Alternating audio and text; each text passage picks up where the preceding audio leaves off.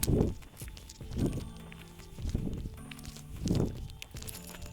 got to get my car washed. This is ridiculous. Need to start the new year off really, really clean with everything.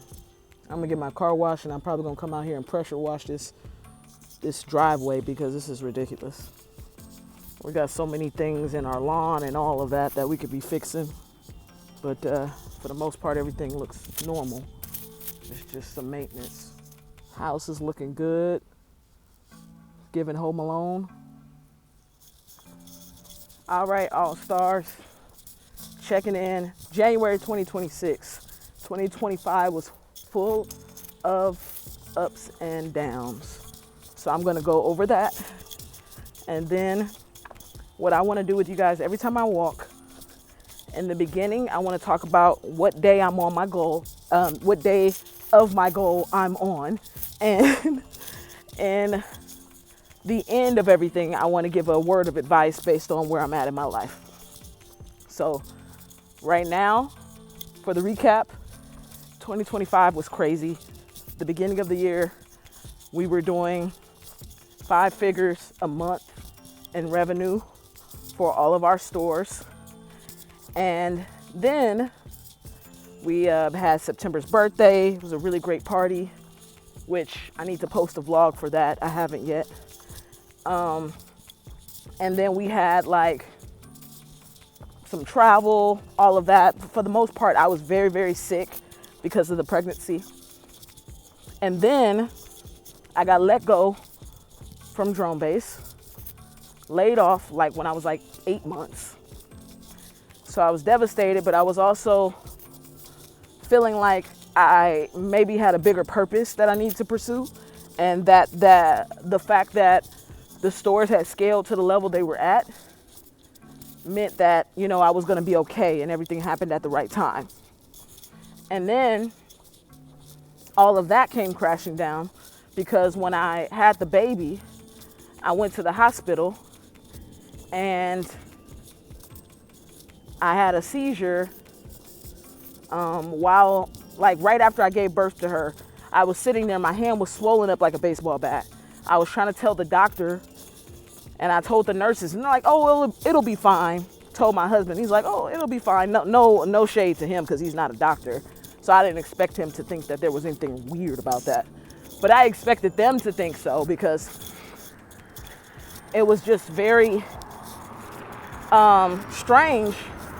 And they were saying that it was because of the fact that the IV might have punctured something or something to that effect. And I was like, yeah, but this doesn't look normal.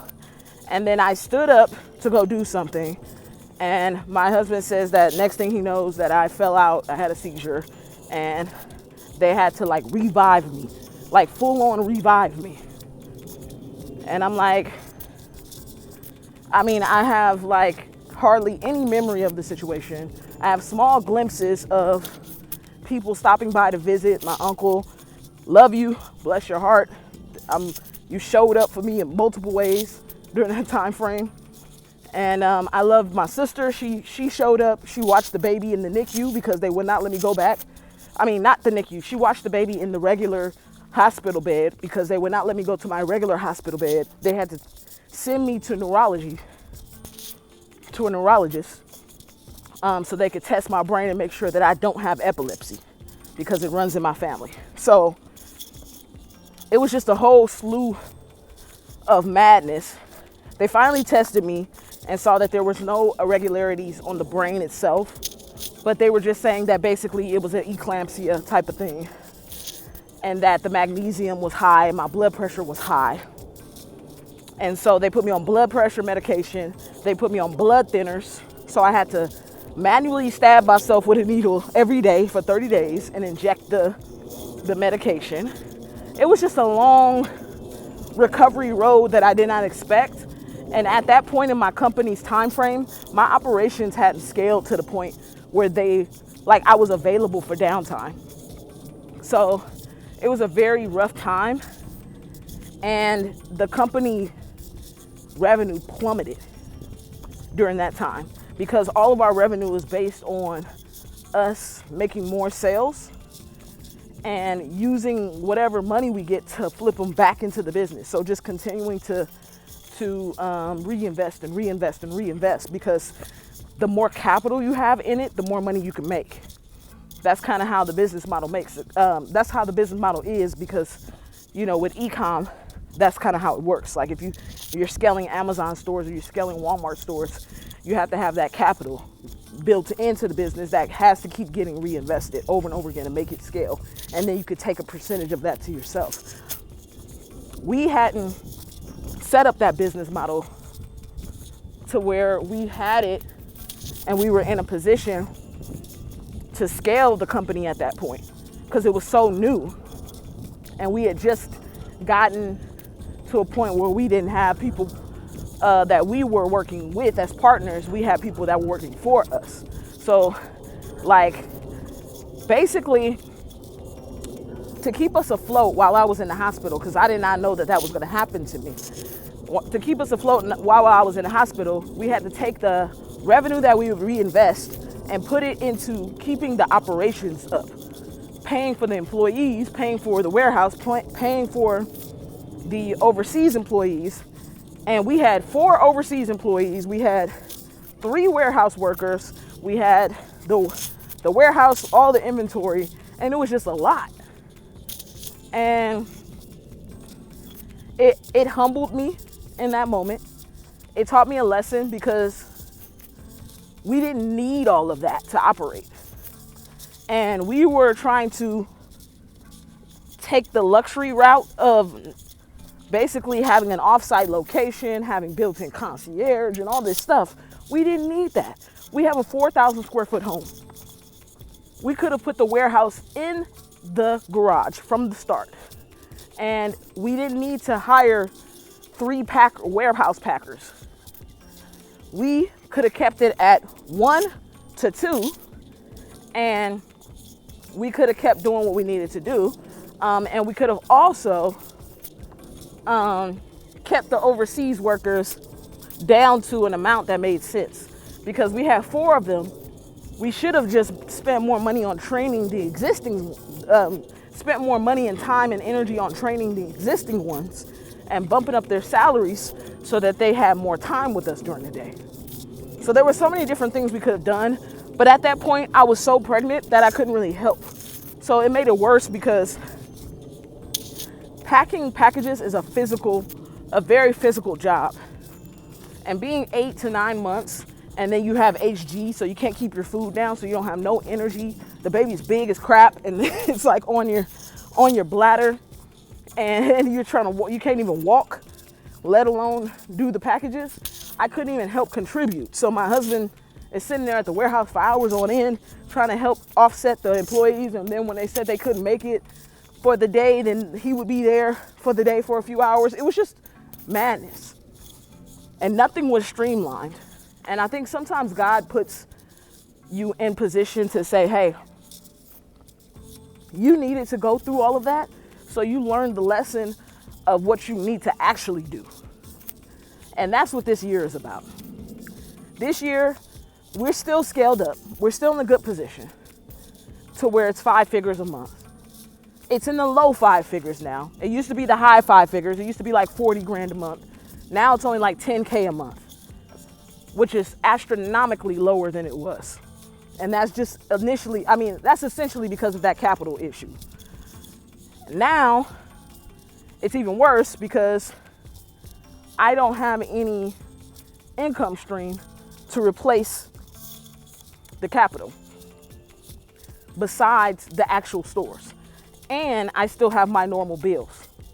So the stores would have to cover my bills and still have enough money to reinvest in order to make it. So it's like, either I get back into the job market temporarily, and now that I know what I'm doing, I can scale properly, and now that I'm not pregnant, I can actually help, or I just become scrappy as crap and rescale the stores based on the existing revenue, and then also also create other streams of income by means of training other people to learn.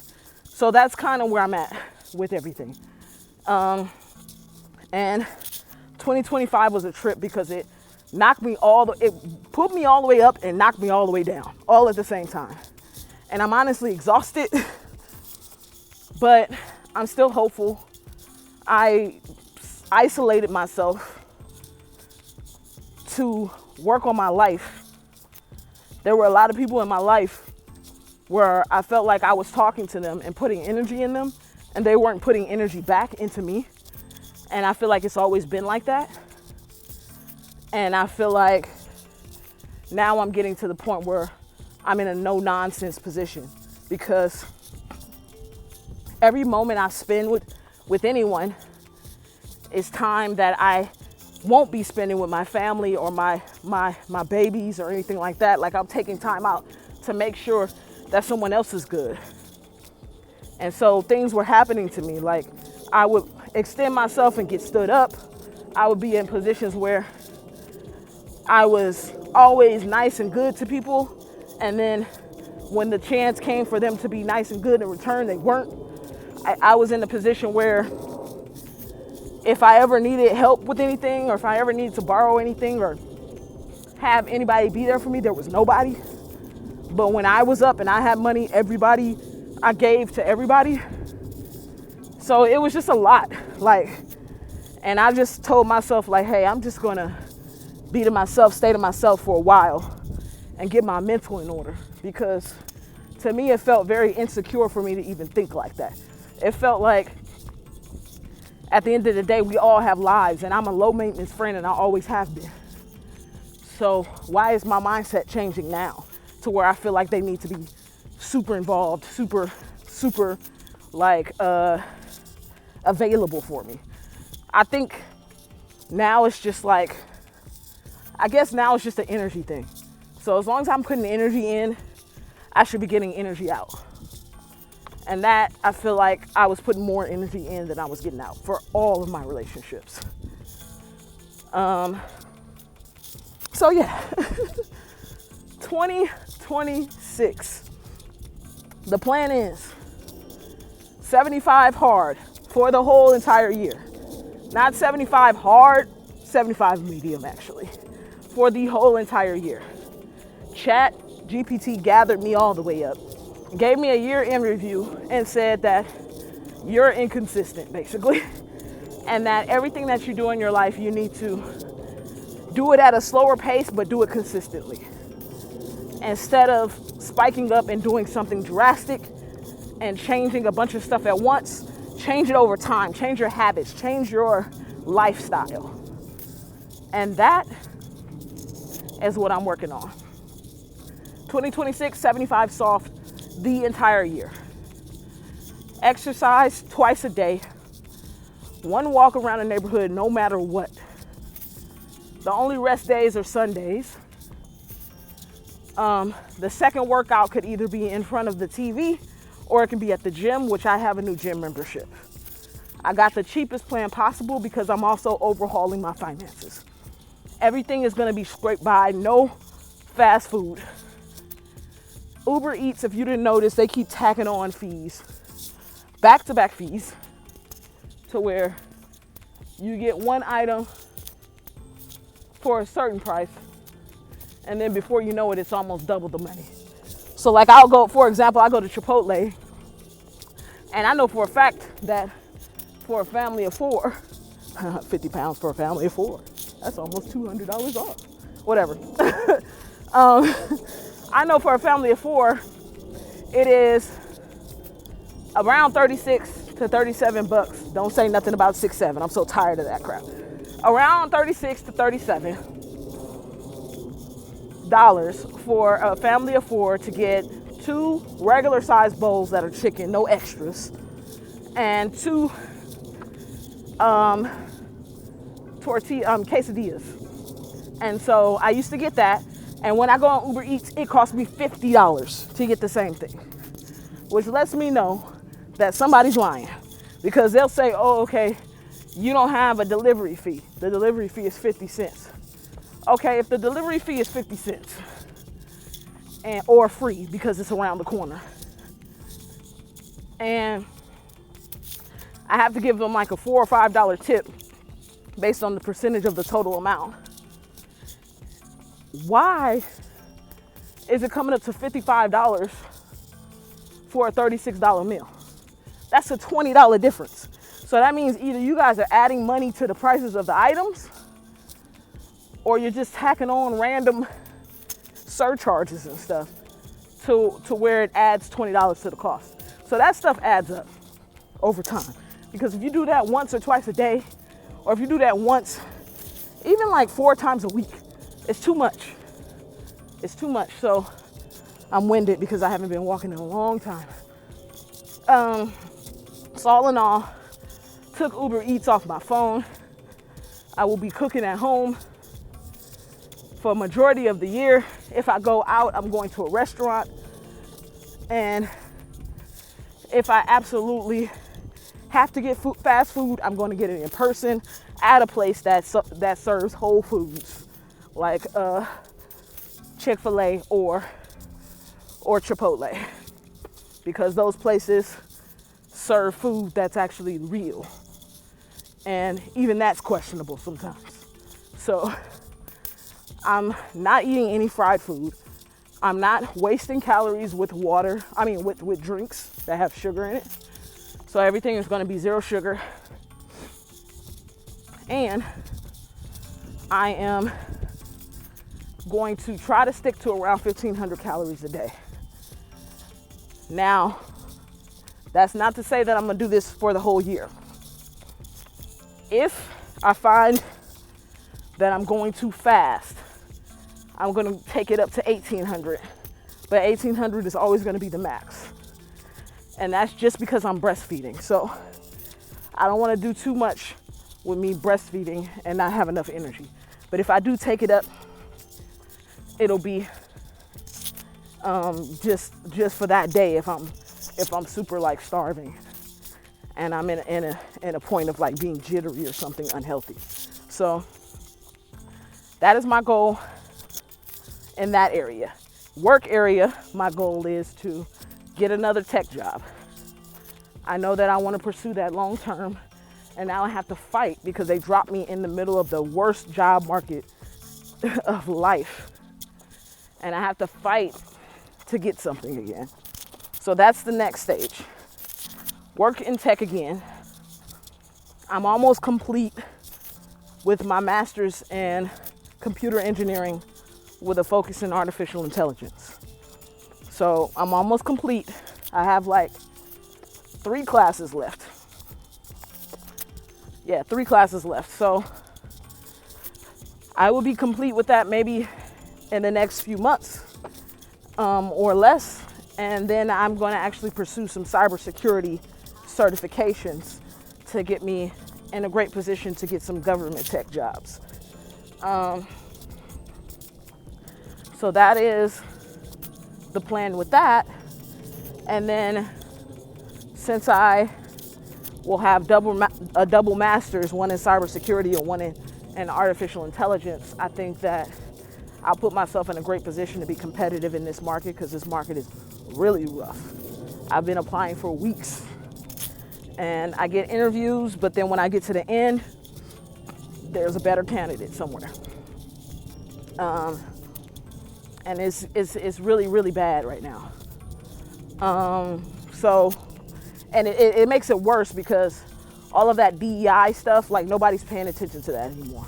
There's no kind of help for people that were underrepresented or come from underrepresented backgrounds like that. Like I can feel I can physically feel the shift in people caring about if you have that, if you're a person of color or not. Because what you got to understand is I was not in a position in my life to go to, like, not even an HBCU. I couldn't go to an Ivy League school whatsoever. I didn't have enough funds. I came from a very, very ghetto neighborhood with a lot of people that didn't get out of that neighborhood, let alone get a degree in anything. So the fact that I even got a degree and I'm about to be in multiple degrees is a strong feat in itself. And the reason why DEI is so important is because taking into consideration how hard it was for somebody to go through what they had to go through to get to where they are is a very big, major thing to take into consideration when trying to make sure people have equal opportunities. So with me, I'm going to become the first person with a master's in my entire family. So my entire family, like both sides of my family, my mom and dad's side of the family. And so it's really rough to then say, okay, well, not only that, but you should have went to a better school, or you should have did this, you should have paid more out of pocket for the classes, you should have went in person all day, even though you got a couple of kids, you should have did, like, it's so many factors. So there's that. And so that's career-wise what I want to do. When it comes to the stores, at one point we had 26 stores. Now I'm just going to focus on 4 Walmart stores and 1 Shopify, 1 Amazon, and a Depop and eBay. Like, it's just like 1 on each platform, basically. And Etsy, like 1 on each platform, but then Walmart, because we are so well versed in Walmart, that's going to be our bread and butter. That's going to be our main. And I just want to get the processes and the systems fixed. Duplicate money, continue to duplicate money, and then from there, scale it up once it's comfortable. Right now it's still at the 5 figures mark, but low. The goal is to get it 20 to 30K monthly consistently. And that's after expenses. I also have my clients. One of my clients is scaling. The other one really isn't. And it's difficult because I want the other client to scale, but I have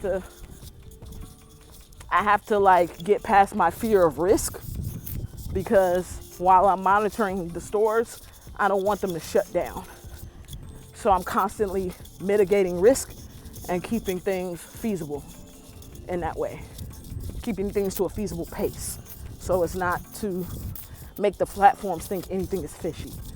I refuse to do TikTok shop. So that is, my experience with TikTok shop was so horrible that I refuse. And so we went through a whole process. They told me that they were going to give me my money because the tracking was off when I went to the hospital. I wasn't able to keep up with packing the orders when I went to the hospital for TikTok shop because I was the only one that had access to the dashboard. And I couldn't assign access because I planned on assigning access, and then I went into the whole medical emergency. So it was a whole thing where the orders weren't going out and they have their own metrics to adhere to, which I understand. So they suspended the account, which is understandable.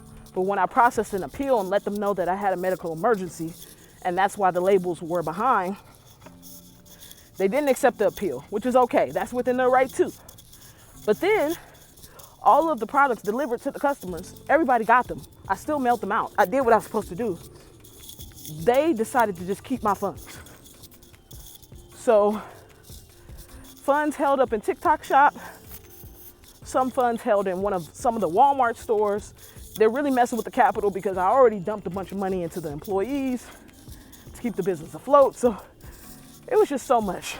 I'm winded because I'm going up a hill. So all in all, I'm not dealing with TikTok shop no more at all. On a business level, on a UGC content creation level, or anything. Business-wise, that's what we're doing with the stores. We're also expanding to content creation as another one of our sectors because my husband has it down to a science where he is consistently getting content gigs. And so we're gonna start bringing on clients where we help them do the same. And we help them scale up their portfolios. It sounds like it's a market that's that need some help. So I am his first client, and I have been pushing myself to become a content creator as well. So that is another one of my side hustles that I'm doing this year. I think that is everything. I said I was gonna keep it short, and it ended up being a rant. Okay, so my word of advice. Oh, wait. Oh, I didn't go over the financial part. So the changes I want to work on for my financial changes. Yes, we went over the Uber Eats thing. But what we didn't go over is that I'm completely doing an overhaul where I do not spend anything every single day, basically, unless it is an emergency. So like necessities, like food, clothes, things like that, toiletries. And I am doing this until the business gets afloat again. So I'm sacrificing and taking a step back financially. And I am paying down my credit card bills in bigger chunks, coming up with payment plans that suffice to get those to zero. I want those at zero before the end of the year. And I want to be able to get an investment property. So that's my plan. And I'm praying that I can get a job soon, because it'll be all the basis and the foundation for all of these plans. Now, moving on to advice finally, before my phone gives out. My advice is sorry, it's a plane going by. I want to make sure you guys can still hear me. My advice is, when you have boundaries in life, well, first and foremost, boundaries are not a bad thing. And when you have them, when you have things that bother you, speak up immediately. Do not become that person that gets stepped on and walked on because you're like, oh yeah, I could just take the brunt of that situation. Oh yeah, I could just be there and do this for that person without no kind of like I can continue to be the lap dog. That's fine. Or I can be the person that this person gets mad at or treats a certain type of way. They'll come around. No, that's not how life works. Nobody comes around. If they can treat you bad, if they can do you some type of way, they'll keep doing it. And that's what I'm learning. Nobody's gonna treat you respectfully just because you treat them respectfully. They're gonna treat you respectfully because you've taught them to.